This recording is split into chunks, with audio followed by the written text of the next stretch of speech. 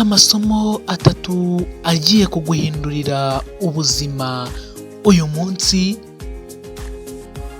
kuri Asaph TV. Amasomo 3 rero y'uyu munsi ni amasomo twakigira kuri Maka. Maka ninde?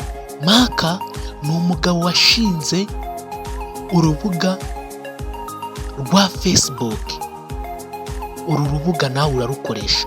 Aka kanya turi kuvugana uru rubuga nawe urarukoresha.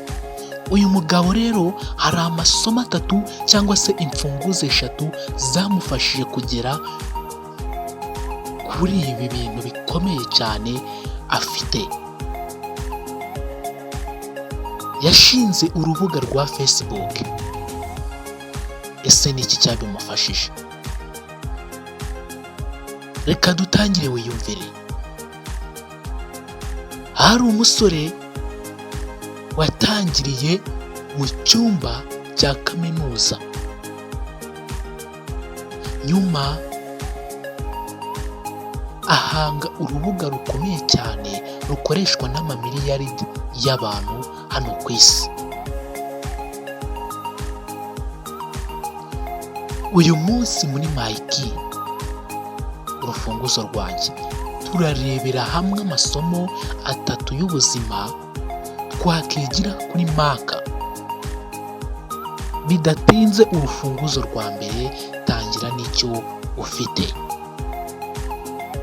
Maka yatangiye nta kintu afite, yatangiriye ku bintu bikeya cyane yari afite. Isomo cyangwa se urufunguzo nahita nkuhereza aka kanya: ntutegereze ibintu byose ngo utangire, tangira n'icyo ufite aka kanya.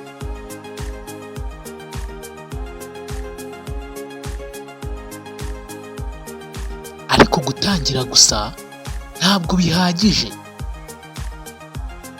Komeza kunoza ibyo ukora.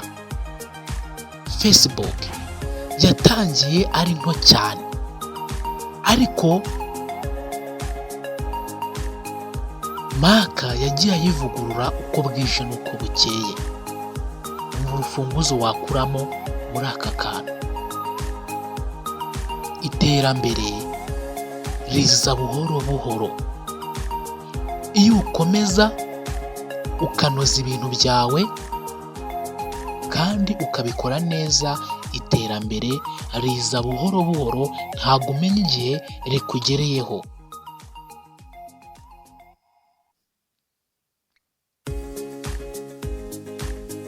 Ariko hari ikintu gikomeye kurushaho cyatumye atsinda, ari nacyo cya nyuma tugiye gusorezaho. Gira icyerekezo kinini cy'ejo hazaza. Wowe uri kumva iki kiganiro, gira icyerekezo kinini cy'ejo hazaza. Maka ntabwo yatekerezaga ku mafaranga gusa, no. Ahubwo Maka yatekerezaga ku guhuza abantu bose ku isi yose. Sinzi nimba iki kintu cyumvishe. Maka witaga ku guhuriza hamwe abantu bose.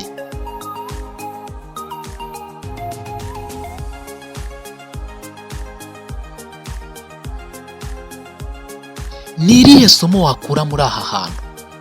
Ni irihe somo wakuramo aha hantu? Niba ufite icyerekezo kinini cy'ejo hazaza, ushobora kugera kure hashoboka.